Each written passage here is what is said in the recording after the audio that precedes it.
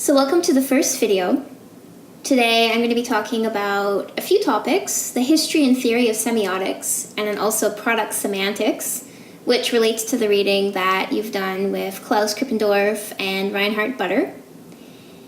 This is a pretty content-heavy part of the class, more so than basically every other section. Every other part is a lot more about analysis and about your own perspectives and about ethics and about value judgments and that sort of thing.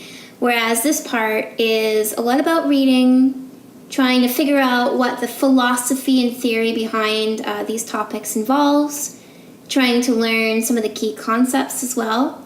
So I'd encourage you to get a pen and paper out and take some notes because we're going to be exploring some of these concepts in class in relation to your Brood Thayer's posters.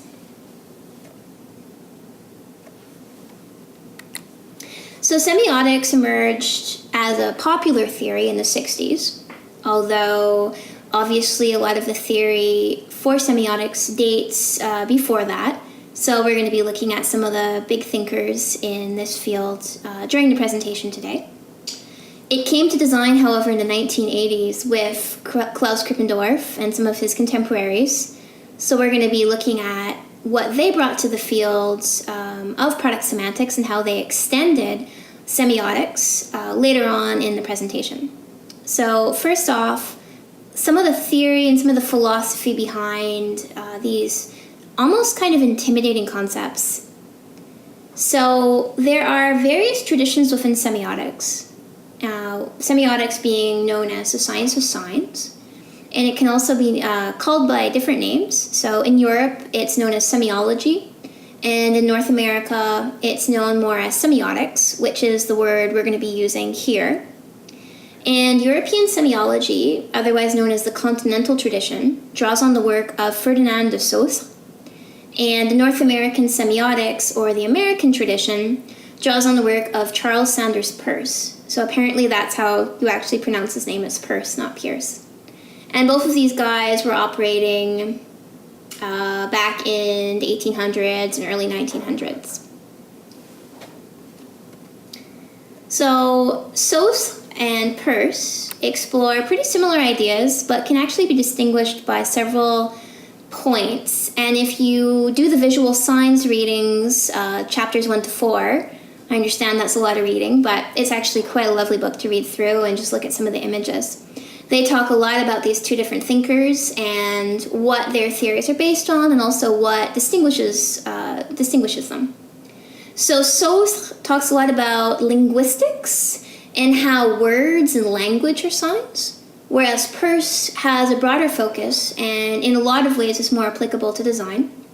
He talks about the role of also the reader and the interpreter in interpreting signs, whereas Saussure talks a lot more about just language and how we have sort of a socially accepted meaning of words, whereas Peirce, the idea is, well, you're the reader, so you would project certain meanings on the world around you, on signs, on things that you're seeing based on your background, based on your experiences, based on your values.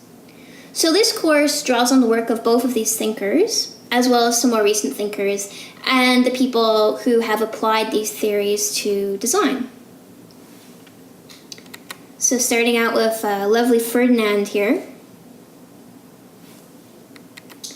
So his theory, he's going to introduce some concepts, which I would encourage you guys just to take some notes of. We're going to be playing around with them in class, but they're good to know as well, and we're going to draw on them as well in some of our assignments, especially the major assignment toward the end of term. So he talks, as I said, about language, and he believes that language is made up of something called phonemes. And these are basically sounds that are associated with letters, like the letter A, B, C. So think grade 1 here and think of your experience still learning to read, where every single letter obviously makes a sound, and combine these sounds form words in language. So he's basically saying, well, combined phonemes form a word which has a meaning. So for example, the letters D-O-G form the word dog. And this word has meaning and represents the being, so a dog. And that's basically a socially accepted association. So as a whole, the English-speaking community, for example, has understood that DOG spells dog, and that means dog, right? It can mean a lot of different kinds of dogs, but it refers to, the breed or the species in general.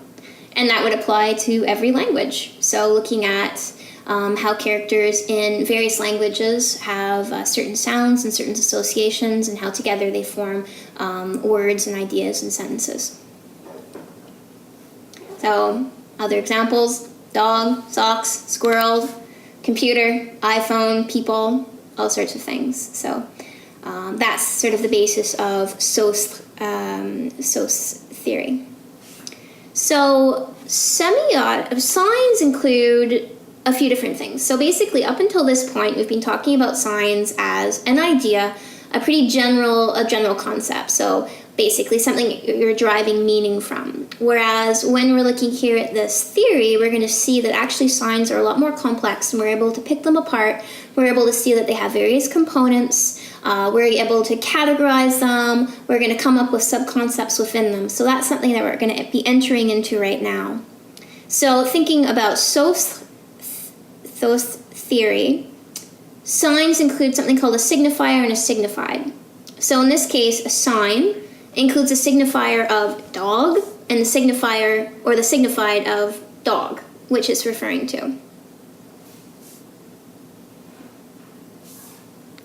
And this relationship between signifier and signified in language is usually quite arbitrary. So, as I was saying, we've basically accepted that, the spelling of DOG refers to a dog, the spelling of CAT refers to a cat, and so forth, and that's something that we've understood. But honestly, it doesn't make any sense at all. It's just this kind of social understanding that DOG refers to dog. It could be a completely different word that we've assigned to this creature, but it's not. It's dog, right? It's just basically something that we learn and something that we have to accept. And this difference is called a duality. So the duality between the signifier and what is signified by it in language. There are some exceptions, and if you read through the visual signs book, you're going to see some of those exceptions, and they're going to explore those in a fair bit of detail.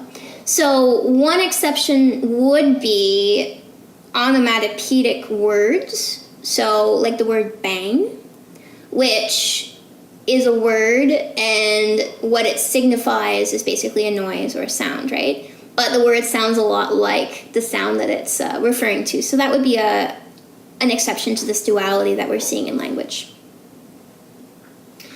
So let's move on from Sauce and his theory on semiotics, and we're going to move on more to Charles Sanders Peirce, who is a lot more relevant to what we're doing here in design.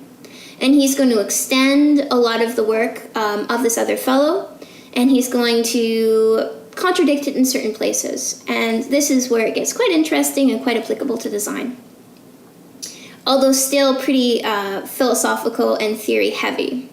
So we're going to be talking about a lot of concepts once again, and thinking about how we would define signs, how we would define its components, and so forth. So we've talked a lot about the idea of a sign.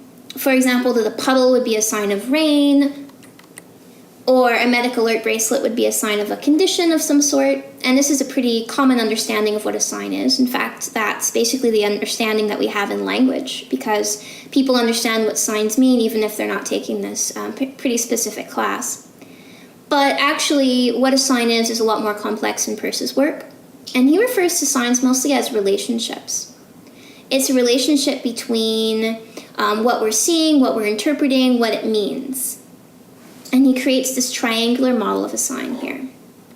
So a sign in Peirce's work refers to a sign vehicle, a referent, and an interpretant. So what we might usually see as a sign, like smoke is a sign of fire, is actually something called a sign vehicle. And this concept of sign vehicle can come by different terms, unfortunately. Sometimes it's also referred to as a representaman. That's not a term we're going to be using in class, but if ever you see that, it's essentially equal to a sign vehicle. Now, the next part of this, the referent, so fire. So in this example of, smoke being a sign vehicle and referring to fire, that's two parts of this triangle of representation. So a sign vehicle is what you're seeing, and a referent is what it's referring to, in this case fire, but it could be a lot of other things. So we could be seeing a person's facial expression and interpreting it to refer to sadness or happiness or discomfort and things like that. So basically a referent is a thing that the sign refers to.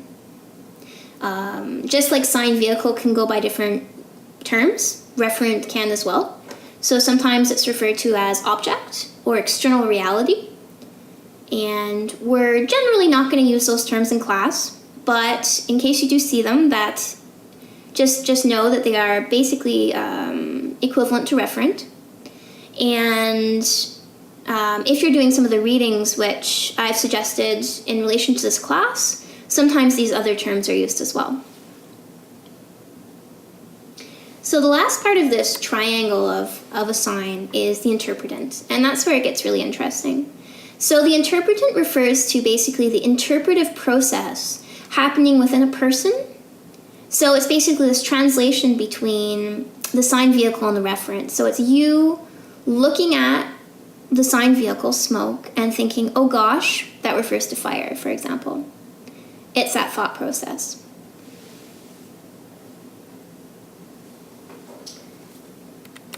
So other examples, in addition to these ones here, could be the facial expressions I talked about, where the sign vehicle would be, you're looking at someone's face and you're seeing, for example, a grimace. And referent could be anger or frustration. And interpretant basically is that thought process where you're making these associations. So you're thinking, well, she grimaced, so she's probably angry, or something like that. Another one would be, a medic alert bracelet is a sign vehicle. The referent would be, a medical condition, for example, epilepsy. And the interpretant would be basically that thought process where you're seeing this medical alert bracelet and you're thinking, okay, so that signals that so-and-so has a medical condition and I should be aware of that. Other examples might be, and there's millions and millions of them, you could think of an iPhone and what that refers to. It can refer to a whole bunch of things, maybe friendly technology or youth or fun or social connections. And basically all of these interpretations are right, and all of these interpretations are taking place in the interpretant sort of layer of this triangular relationship.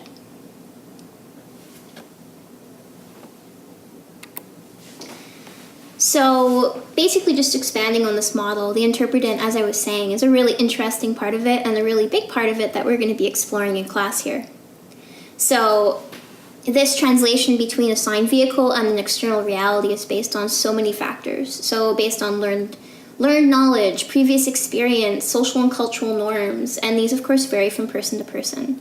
So going back to the first example that I was showing, which is sort of an association between smoke and fire, the interpretation of various people would be really different. So, if you're a forest fire, a firefighter, you're going to think, okay, so I've got to get to work now.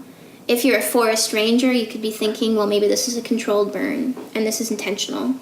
If this is me and this is my house, I'd be thinking, oh my gosh, it's going to burn down, I've got to call 911 and things like that.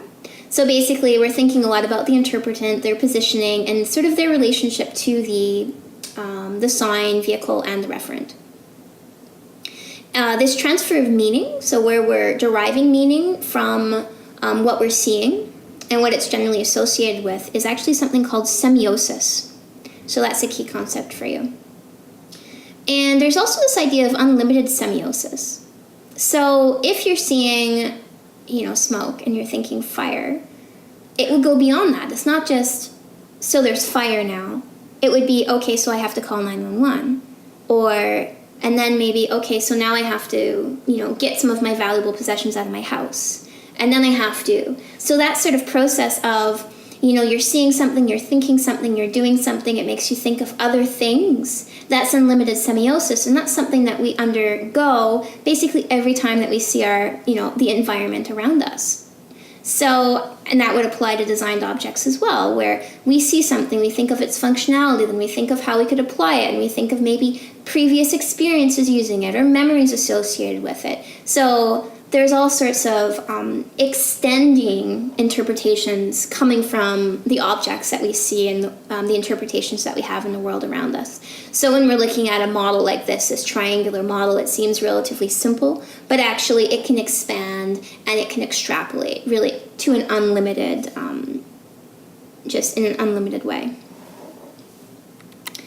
Obviously, the context of the sign is also really important. So I've kind of hinted at that when we're thinking about this example of fire and whether you're a firefighter or a fire ranger or a person at home, a person, in the park or at a campfire. This is all really different.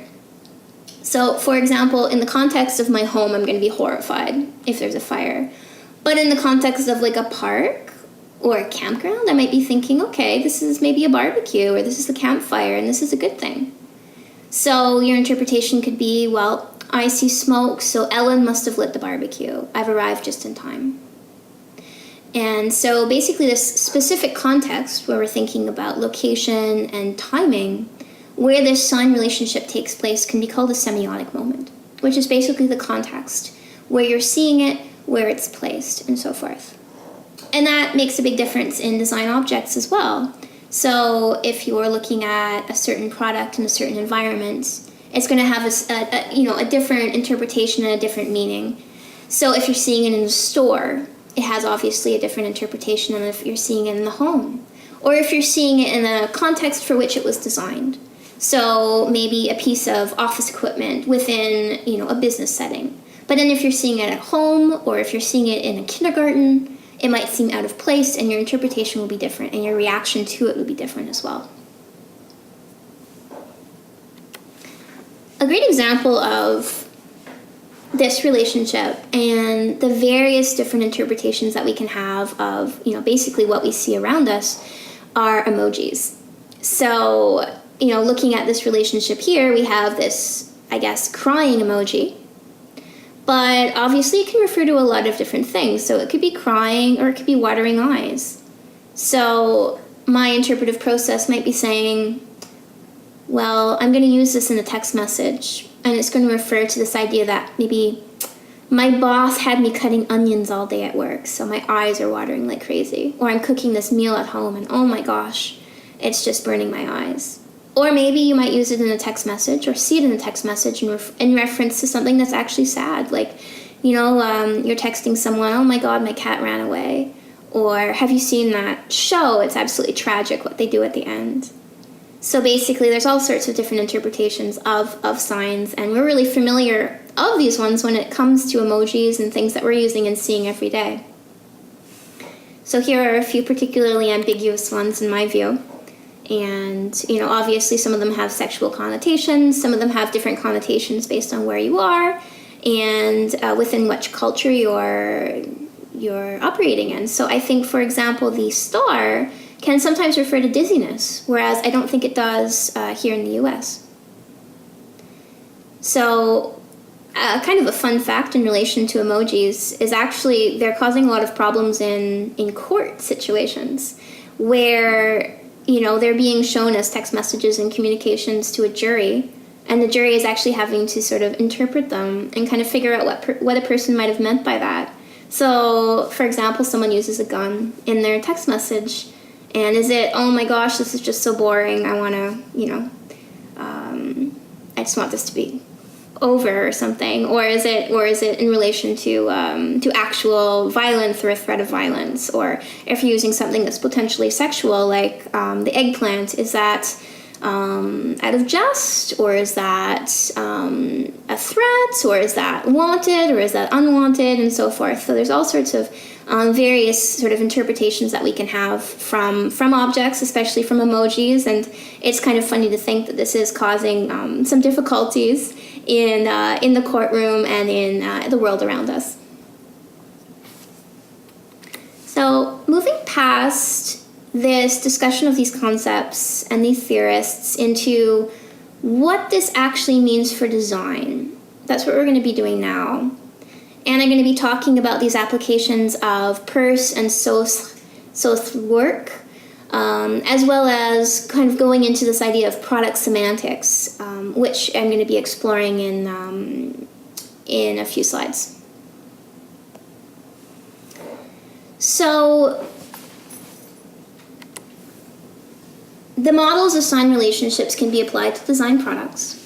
They show how meaning is based on social factors like shared knowledge. They also show how interpretations can vary from person to person and based on context. And as a designer, you need to figure out how to use that to your advantage. You need to figure out how to read the objects that you're creating and also figure out how people are going to see them so that you can project the appropriate meaning through your work and also have a sense of how users are going to interpret it and when they're going to find that this is perfectly appropriate, when they're going to find that this is really out of place, and how you're going to even position your work in relation to similar products. So in relation to products within the same paradigm that might be more formal or might be cheaper or might be simpler or might be geared to an older audience. And you need to figure out how you can actually position your object in relation to these other ones based on the signals that it's sending out. So an easy example would be color, and basically the interpretations that we have around color. So within many Western cultures, red would refer to anger or danger or excitement, love. Blue would be intelligence, loyalty, unhappiness. Green, good luck, jealousy, nature. And black, maybe authority, death, or style. And we can see how designers employ them, especially in, these examples of logos. And this is the color emotion guide here is really fun. So that was created, and you can find it really easily if you just Google that through Google Images, it's everywhere. And you can see sort of how, we're grouping logos and brands into categories, and it's sort of interesting to start digging below the surface and trying to think about what these various brands are trying to project through the colors that they're using, for example. So in blue, we see some computer companies. We see Dell and HP. We see technology. I'm thinking Oral-B, probably their electric toothbrushes and things like that. So probably they're drawing on this idea of maybe dependability and trust and strength. Whereas orange, which is, cheerful and confident and friendly, you see things like Nickelodeon or Hooters or soda pop like Fanta and Orange Crush. And then, of course, we don't all interpret colors the same way. And that depends a lot on context, but also depends on culture as well. So there's this great website called Information is Beautiful. So I just have a screen grab from it here. And they show basically what different colors might refer to in different cultures. So the red from Target or Lego or Coca-Cola or Nintendo can also refer to success and fertility and good luck and marriage, depending on the culture that you're in.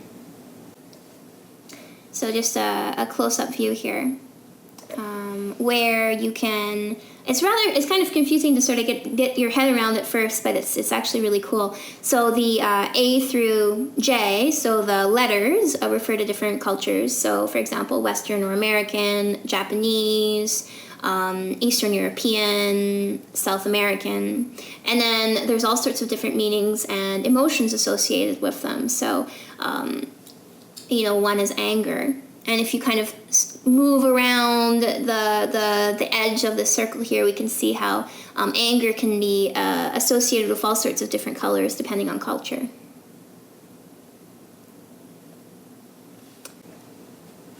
So obviously that extends a lot beyond just color. It can, our interpretations of the built environment refer to color and texture and form and material and shape and ornamentation and reflection. Is it a reflective surface? Is it a matte surface? Is it a soft surface?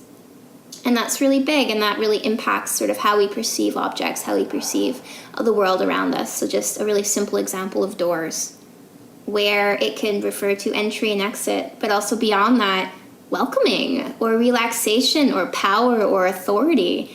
Like, this is a door I want to go through. This is a door I very much do not want to go through, for example. So I'm going to go back to some more concepts and drawing on some of the work of Peirce, which is really relevant to design and how we might categorize the signs that we have and how we might sort of understand the meanings that are attached to them. So bear with me a little while and get out your pen and paper again and take some notes on this, because this is going to be something that we're going to explore in class. So Peirce identifies three kinds of signs: an iconic sign, an indexic sign, and a symbolic sign. Iconic signs resemble the referent through likeness or metaphor. Indexic signs have a concrete link with the referent.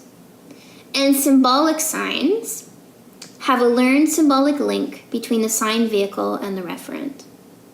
So I'm going to go through them one by one, just so that we can sort of dig down and sort of figure out what these rather complicated definitions might refer to.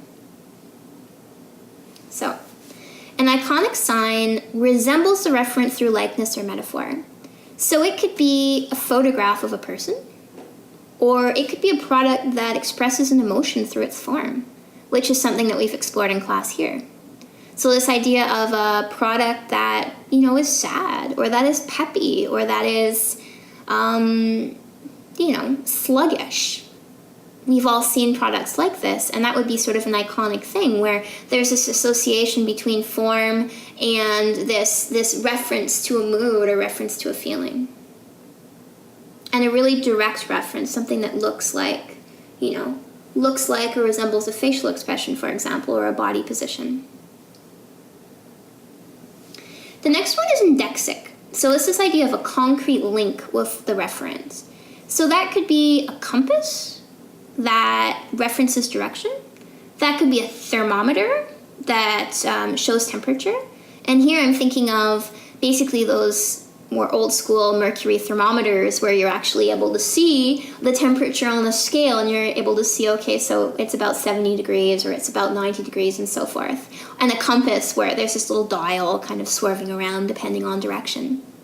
Other examples could be a street sign that's telling you there's a hill coming up, or a street sign saying that there's a hidden driveway.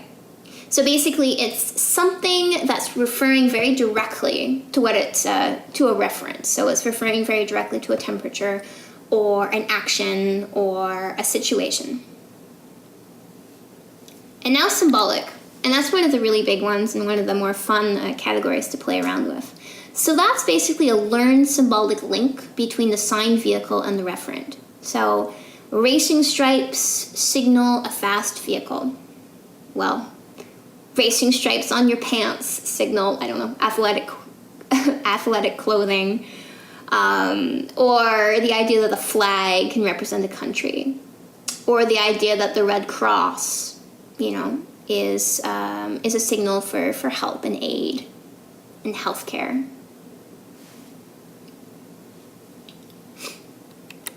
So, although these categories seem pretty neat and clean, these different categories can operate at the same time, where a single sign can have iconic, indexic, and symbolic components.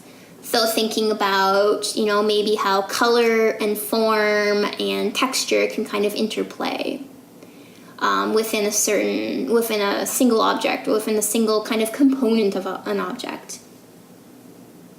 And I'm going to go through a few more examples here just to make sure that we really get the hang of this. So looking at a car, we say how cars have a face, right? So if we're looking at this vehicle, to me, they have sort of a happy expression, kind of a peppiness to it, right? So maybe that's an iconic sign. It has this kind of happy, observant face. If we're looking at this this car and we're dissecting its various parts. Well, the wheels are indexic, right? They indicate that, well, this is a vehicle and it's meant to move, forward and backward and side to side. And if we're thinking about symbols, I mean, what about this object, says something about its use and about its positioning. So, maybe it has a streamlined form. It has kind of a slick form. So I think that references speed, that references fashion. I think it references price, that it's quite a nice car. It's not a boxy car, like a minivan or an SUV, which might signal more like utility or like, functionality. This is for sport. This is for fun. So basically, within the same product, we can have all these various different meanings. There are all these different layered meanings, and layered meanings coming from different kinds of signs, coming from iconic signs, indexic signs, and symbolic signs, basically layered on top of them. And that would apply to if we're looking at the car as a whole, or if we're looking at just a part of the car, if we're looking at the front of it, or if we're looking at the interior, or if we're looking at the dashboard. And if, zooming in or zooming out, there's all these various layers of meanings and all these signs within signs that we can start to look at and interpret. We can do this as designers, and we can employ this in really creative and interesting ways. So I'm going to give some examples where this is kind of exciting, and this is kind of, striking, and a really sort of an interesting tool to play around with, an interesting tool to think about how it's going to impact the user, how we're going to kind of hold the user's hand through experiences, encourage them to have certain reflections, encourage them to come to certain conclusions over other ones. And this is a really, really exciting tool that we can employ in various projects. So some examples here is that designers often use visual metaphors, so think iconic signs. So this looks like that, in really creative ways. And at a really basic level, this can help us interpret products and understand how to use them. And this could be really important in new technology, where, for example, you're creating the recycling bin or the garbage can on your computer to look like an actual recycling bin or garbage can, which is basically telling someone, well, yes, we know this is abstract, but we're adding this level of concreteness and this connection to something really familiar and really easy to understand. Or just a lot of the things that we've done with iPhones, right? So the compass, it actually looks like a compass. It absolutely does not need to, but it just really helps us kind of understand what's going on and actually to use it even. Or the fact that the keypad on a phone looks like a keypad on a physical phone, right? That's a really good way to sort of step us through and help us understand something that's really quite abstract and potentially really new to us. Probably not us at the moment, but thinking about if we're creating new technology in the future, these are maybe tools that we can start to apply to sort of help guide people in these new, with these new futures and with these new technologies, and kind of ground them in something that is going to be comfortable and is going to be easy to understand. I'm going to show a video here of Susan Kerr, who is the designer of early Macintosh icons, and she talks a lot about some of the design that she was doing in those old Mac computers, old Apple computers.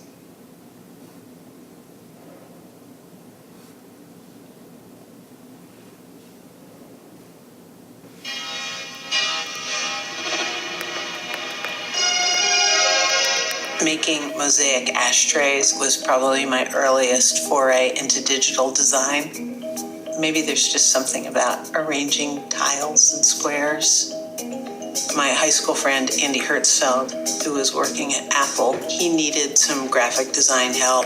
I thought, sure, I can give it a shot. He showed me a prototype Macintosh. A graphical user interface allowed people that didn't know anything about computers to get a computer to do something. I represented the target audience. I was a sole source of bitmap design. People would say, oh, I need a this or that, and I could just make it. A bitmap display is like a grid. You had a certain number of pixels, ones and zeros, black or white, and you wrote an icon editor. You could just tap a square in that grid and turn it from black to white. Even just a tiny icon, there are a lot of considerations. What is it? What does it represent? Who's it for? Where are they going to see it? What is really the heart of the thing that needs a symbol? These details cumulatively had an effect on the product. What do buttons look like? Scroll bars. And we did the lasso because we need a way to grab something.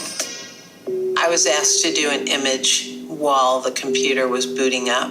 There was the opportunity to draw the Mac and have it smile. It was really design-driven, not metrics-driven.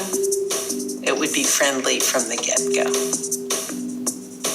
I left Apple to follow Steve Jobs to Next and be the creative director, and that seemed like a great challenge. I was able to work with Paul Rand. Don't get scared. This is not the design. One thing he said was, you don't need a lot of typefaces. You just need to know how to use them. There's so much pleasure in the group nature of projects, but it's a trade-off at a company because there are a lot of decision makers. The work that I did on my own design firm, I had a lot more control. Slate said that Windows Solitaire was the most used piece of software in the Windows universe. It's kind of like how you wasted time before there was social media. Facebook had an idea to bring graphics into Facebook messaging. I loved the idea. It was like having a virtual gift shop. I enjoy working at Pinterest because I work on a variety of different kinds of design projects. Icons for the product, graphics for the cafe. There's so much content from all over the world that inspires me in my work. I love to make things a little bit friendly and humane. A little spoonful of that informs my work. I find that so pleasurable.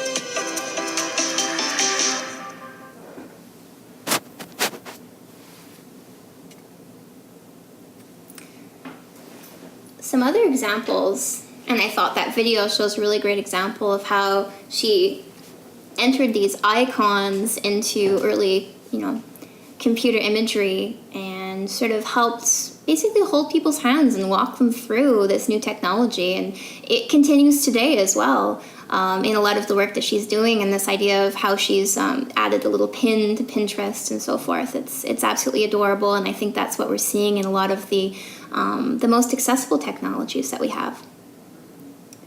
We can also use various sign categories really creatively and really powerfully. So here's an example of kind of a more artistic type design project here. It's called Casualties of War by Dorothy. I think it costs $2,000 or something. Really, really intense. But she created these toy soldiers, basically, which are iconic of toy soldiers. But when you look deeper, you kind of start to see the things that she calls casualties of war. So references to trauma and references to PTSD and injury. And here, by making that really direct reference, that iconic reference to a toy soldier, she is able to sort of engage with these other ideas and sort of start a conversation. And these are tools that she's using, and tools that you can use as well in your design, to sort of direct people to make these links, direct people to have certain, reflections, or understand, how you're using a product in a certain way. It's quite exciting.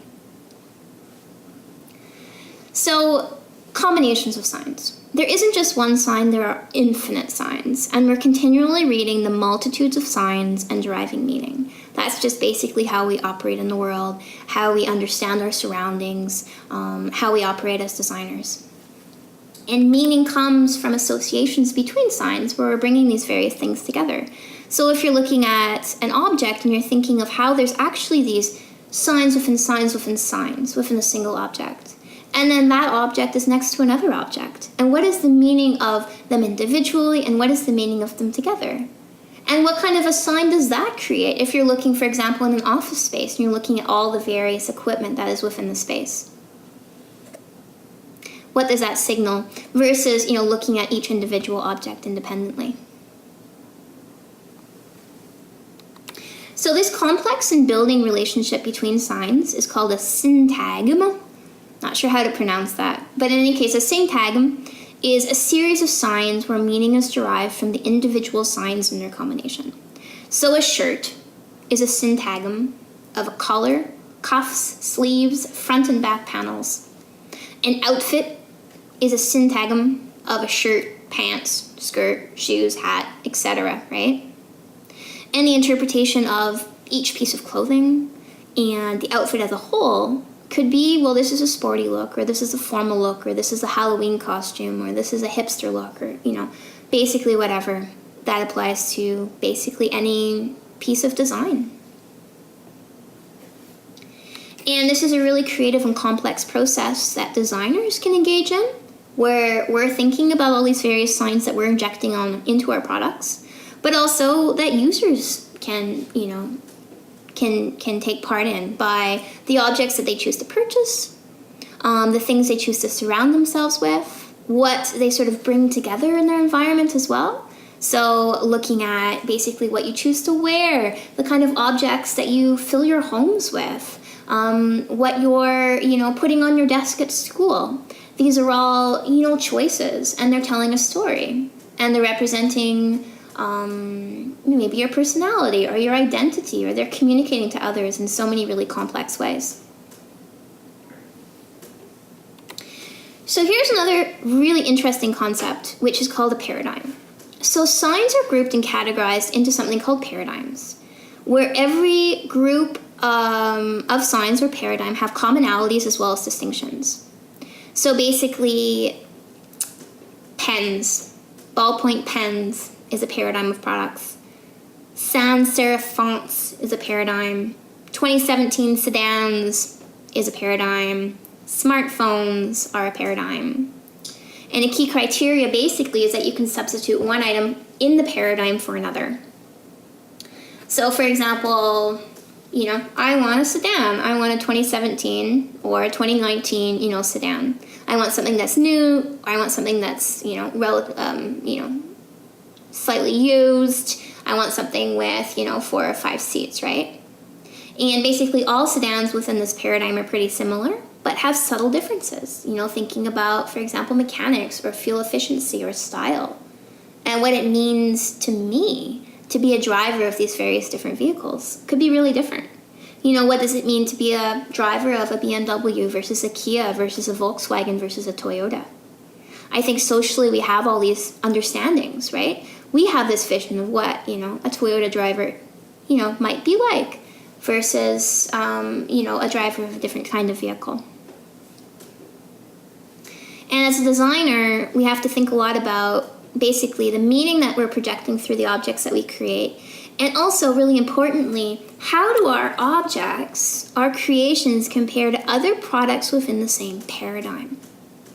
So it's about interpreting the sort of things that we create, but also interpreting all of the other things that are already existing in the world. So how does what we're making compare to what others have made and to what other people are using?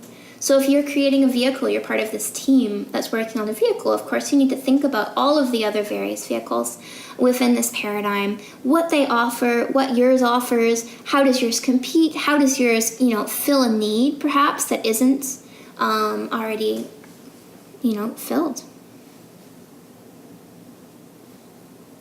So we're at the end of the history and theory section of this lecture.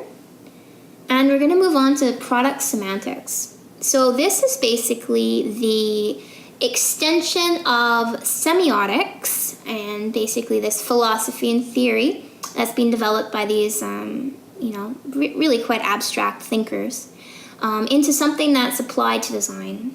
Even more beyond what we've been talking about already, because I've been trying to make this link between what Peirce and what Saussure said and how we can apply this to design. But this has already been done in this area of study, in this area of work called product semantics. So I'm going to be talking about some of the ideas that are put forward by people working in this very specific area. And this is complemented by the reading that you're doing with Klaus Krippendorff and Reinhard Butter. It's a great reading, and it's really accessible. It's really easy, I think, to read, especially compared to some of the authors that we've been talking about already, where it would be quite something to sort of embark upon their reading and then, try to understand what they're saying in relation to others and so forth. So, theorists have translated semiotic philosophy to design. One of the more prominent writers is Klaus Krippendorff, and he wrote a very classic book called, I think, The Semantic Turn. He's written a few articles.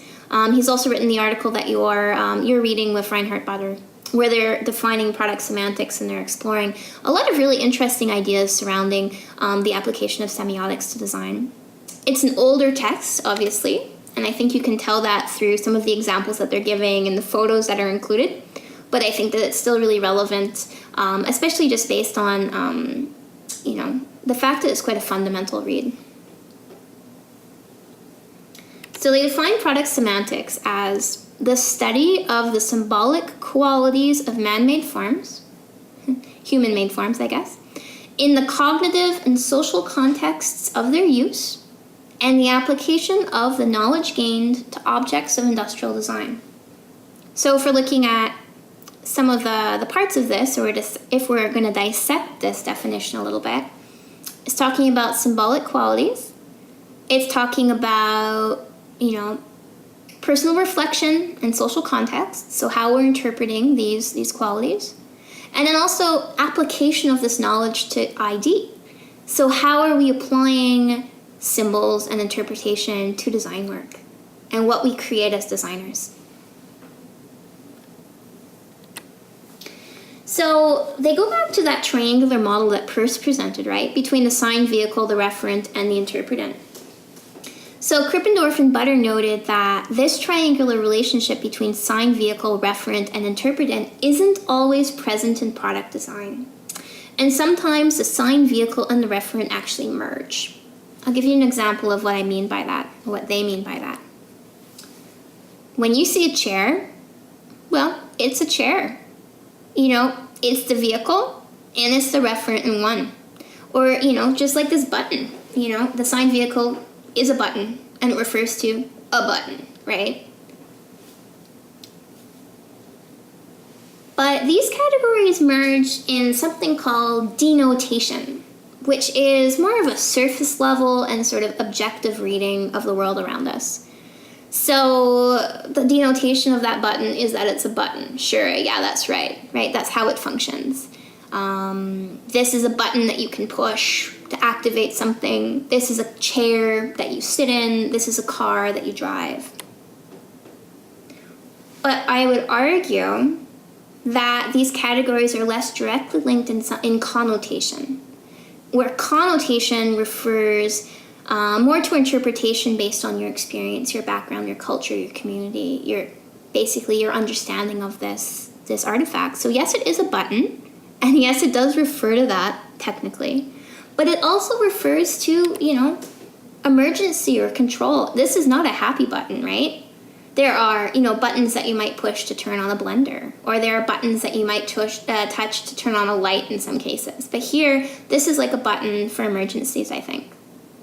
So the interpretant or the interpretation in this situation is, well, you'd use this in an emergency. Or if you're looking at chairs, beyond this is a chair, you could think, well, this is a traditional chair, or this is a chair from my grandma's house, or this is a chair for children. Beyond this is a car, well, this is a fast car, or this is a car for someone who likes to go outdoors, or likes to give the appearance of going outdoors. A fun story about this button and kind of how, despite a little bit what Krippendorff and Reinhard Butter were saying, that this could just refer to a button. If we are digging below the surface, the interpretation that we have is really significant. At a university that I worked at previously, so Concordia University in Montreal, there were some of these buttons to actually get out of doors. So in the back of the classroom, we had this button to exit the classroom. And it was really confusing because it's so counterintuitive to push this button to open the door. Because you're thinking, oh my gosh, I'm going to set off the, the fire alarm, or this is going to have the security guard come. But no, actually, it's that is just how you leave the room. And so, it really does go beyond just, what it refers to. It goes to a lot about, that level of connotation, how we're reading the objects around us. So I've sort of shimmied over a few different topics at the same time. I was talking about this idea of how sign, vehicle, and referent merge sometimes in design. And I also have started talking about this difference between denotation and connotation in products. So apologies for sort of blending these two ideas together. But now we're going to skip over a little bit to talking a bit more about denotation and connotation and sort of this level of meaning and level of reading that we can have in artifacts. So look at these products in front of us. And just as an example, I'm going to go through each of them and talk a little bit about those levels of reading and levels of meaning. So Aquafina. Denotation, well, it's a water bottle, just as the other one is a water bottle, right? But the connotation below the surface of Aquafina is maybe freshness, or of convenience, or of disposability, or of pollution, or of familiarity. I'm not sure, there could be a million different interpretations. Of the other water bottle, connotation is, well, it's a sports bottle. It's associated with a brand. It's associated with a sports team. Maybe it's something you use when you play soccer, that sort of thing. And of course, the last one here, denotation, well, technically it's a pencil case, but oh my gosh, it's the coolest pencil case ever. So the connotation is, well, it's a child's pencil case. It's a fun pencil case. It's something you might bring to elementary school.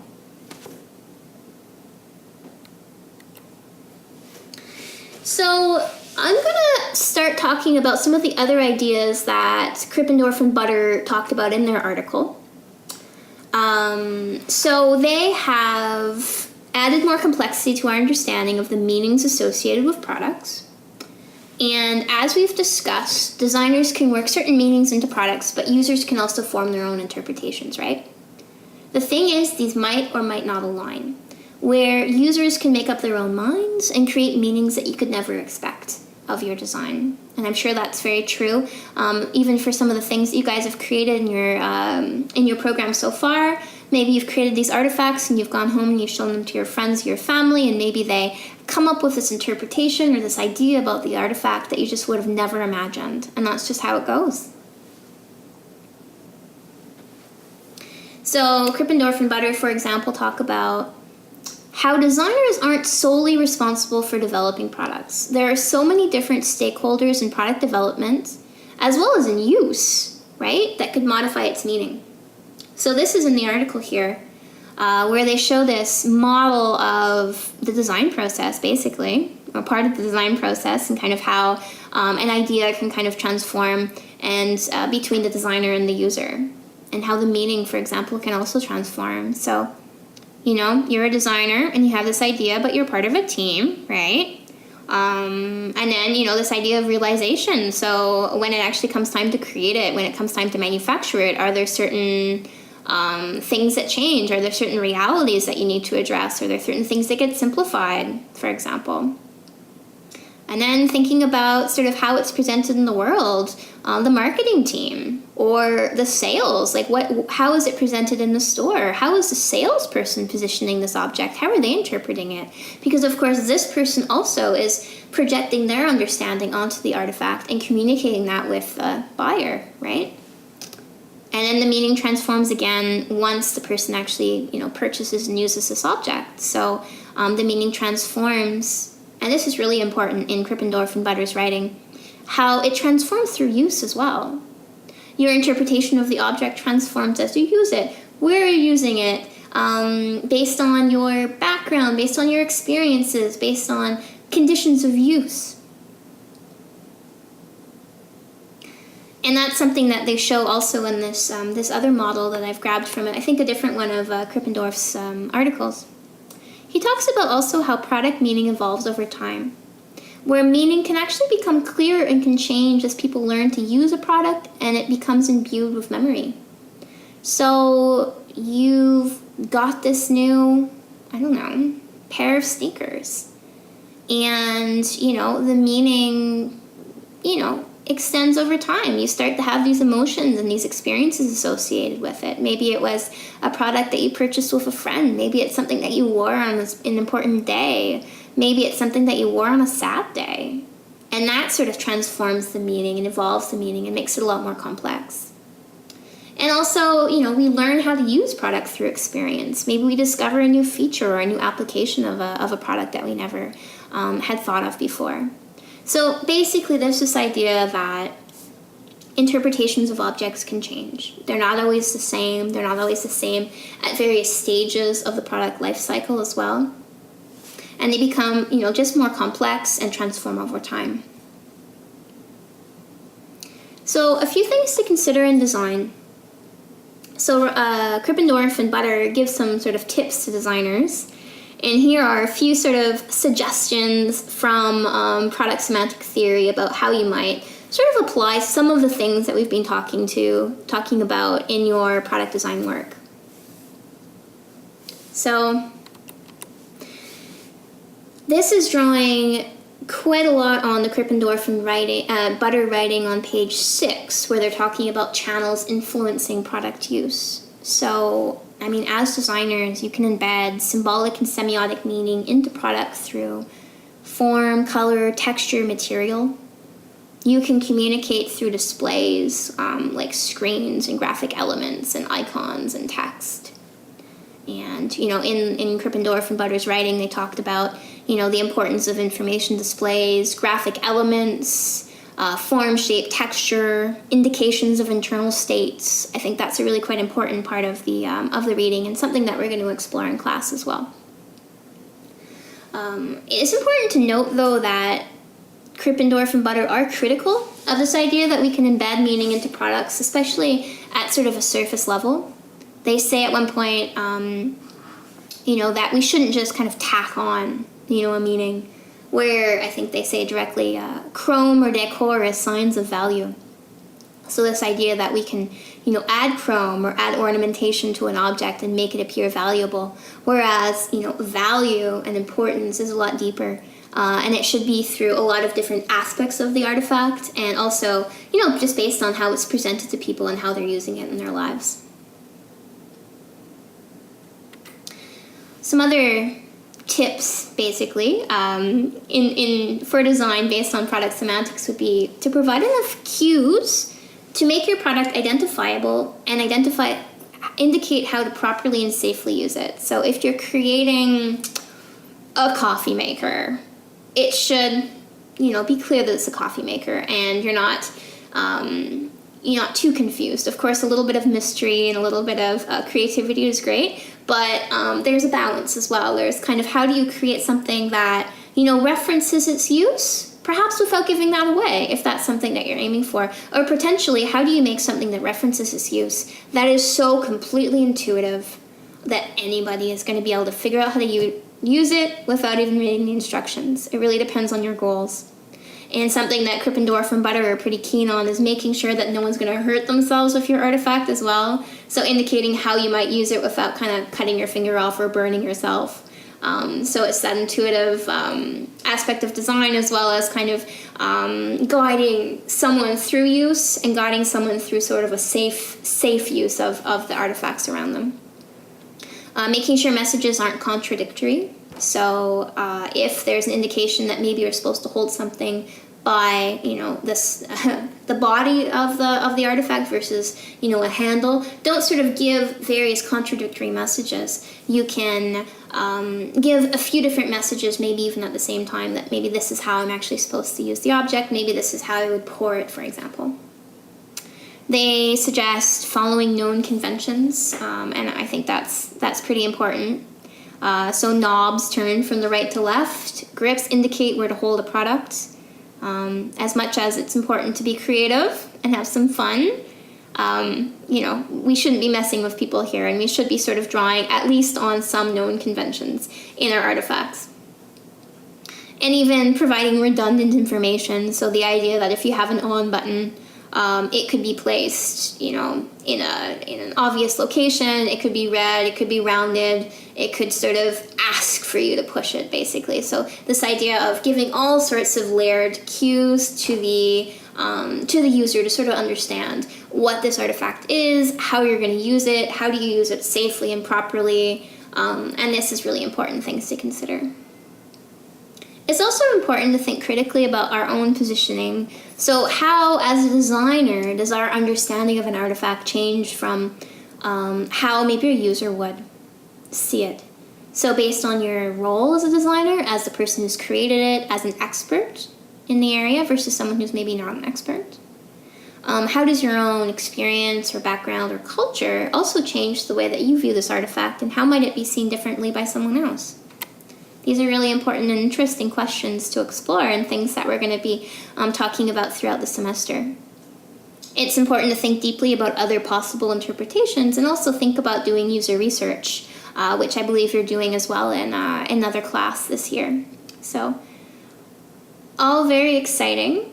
And we've reached the end of the presentation. Congratulations on making it through this pretty content-heavy part of the class. And we're going to be exploring some of these concepts that we've been talking about today in class. So we're going to be using the Brood Thayer's posters that you created as a source of analysis. We're going to be dissecting some of these conclusions and some of these links that we've made based on the theory that we've been talking about here.